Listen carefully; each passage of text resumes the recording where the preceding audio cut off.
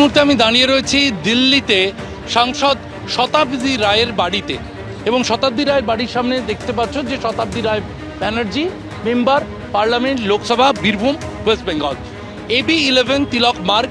এই যে বাড়ি শতাব্দী রায়ের, এই বাড়িতেই কিন্তু সান্ধ্য বৈঠকে বসেছেন বিদ্রোহী সাংসদরা।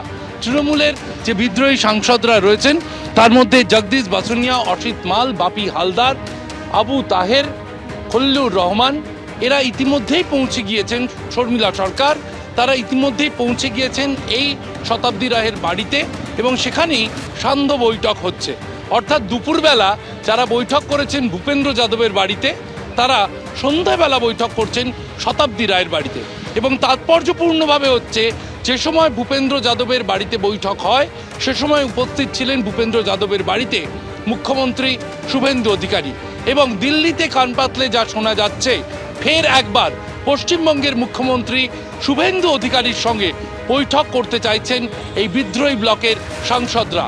এবং শতাব্দী রায়ের বাড়িতে তারা যে জড়ো হয়েছেন, যারা জড়ো হয়েছেন তারা অপেক্ষা করছেন আরও কিছু বিদ্রোহীর যেমন, তেমনি অপেক্ষা করছেন পশ্চিমবঙ্গের মুখ্যমন্ত্রী শুভেন্দু অধিকারী। সূত্র মারফত জানা যাচ্ছে আজ পশ্চিমবঙ্গের মুখ্যমন্ত্রী তিনি যেমন 3 কেন্দ্রীয় মন্ত্রীর সাথে দেখা করেছেন, আয়ুষ্মান ভারত প্রকল্পে পশ্চিমবঙ্গ সরকার যোগ দিয়েছে, ঠিক তেমনই কিন্তু আজ দিল্লিতে যেমন ভূপেন্দ্র যাদবের বাড়িতে তার সঙ্গে সাংসদদের দেখা হয়েছিল, শতাব্দী রায়ের বাড়িতেও সান্ধ্য বৈঠক হতে পারে, যেখানে তৃণমূলের বিদ্রোহী সাংসদদের সঙ্গে আজ কথা হতে পারে ফের একবার শুভেন্দু অধিকারীর। যে ছবি দেখতে পাচ্ছ, একের পর এক বিদ্রোহী সাংসদরা তারা ইতিমধ্যেই পৌঁছে গিয়েছেন শতাব্দী রায়ের বাড়িতে, এবং শতাব্দী রায়ের বাড়িতে তাদের বৈঠক হওয়ার কথা রয়েছে। এখনো বেশ কয়েকটি বিষয় কিন্তু তারা আলোচনা করে নিতে চাইছেন।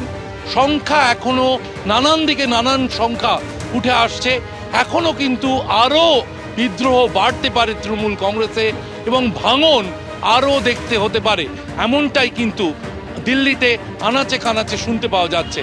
বিদ্রোহী ব্লকের যেমন আমরা পশ্চিমবঙ্গ বিধানসভায় দেখছি প্রতিদিনই তাদের সংখ্যা বাড়ছে, ঠিক সেই রকমই কিন্তু লোকসভাতেও এই যে ভাঙন স্পষ্ট হয়েছে, সেই ভাঙন আরো বড় হতে পারে, এরকমই কিন্তু জানা যাচ্ছে। নিঃসন্দেহে সেই জল্পনায় জোরালো হচ্ছে, বিদ্রোহ আরো বাড়তে পারে দলের অন্দরে, কারণ ইতিমধ্যেই তৃণমূল সাংসদ শতাব্দী রায় তার বাড়িতে পৌঁছে গিয়েছেন বিদ্রোহী ব্লকের সাংসদরা, এবং যেটা মনে করা হচ্ছে যে সান্ধ্যকালীন এই বৈঠক তারা করতে চলেছেন আর কিছুক্ষণের মধ্যেই।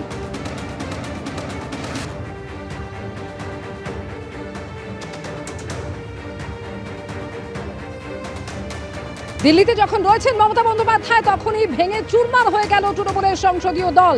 বিদ্রোহী ব্লকের সাংসদরা তারা আজকে বৈঠক করলেন ভূপেন্দ্র যাদবের বাড়িতে বৈঠক, এবং সেখানে অত্যন্ত তাৎপর্যপূর্ণ ভাবে মুখ্যমন্ত্রী শুভেন্দু অধিকারী যে বৈঠকে উপস্থিত ছিলেন। আর এরপর এই সান্ধ্যকালীন বৈঠকের কথাও জানা যাচ্ছে। এনডিএর শরিক হতে চায় বিদ্রোহী ব্লক। দিল্লিতে খান খান হয়ে গিয়েছে তৃণমূল কংগ্রেস, এনডিএর শরিক হতে চায় বিদ্রোহী ব্লক। দিল্লিতে ভূপেন্দ্র যাদবের বাড়িতে মুখ্যমন্ত্রীর সঙ্গে তারা বৈঠক করলেন। অভিষেক বন্দ্যোপাধ্যায়, কল্যাণ বন্দ্যোপাধ্যায়, সুদীপ বন্দ্যোপাধ্যায়, সৌগত রায়, মহুয়া বৈদ্য, শায়নী ঘোষ ছাড়া বিদ্রোহী ব্লকের অন্যান্য সাংসদরা তারা উপস্থিত ছিলেন। লোকসভায় তৃণমূলের 28 জন সাংসদের মধ্যে 20 জনই রয়েছেন এই বিদ্রোহী ব্লকে। রাজ্যসভাতেও ভাঙন, কারণ তৃণমূল সাংসদ সুখেন্দু শেখর রায় তিনি ইতিমধ্যেই ইস্তফা দিয়েছেন।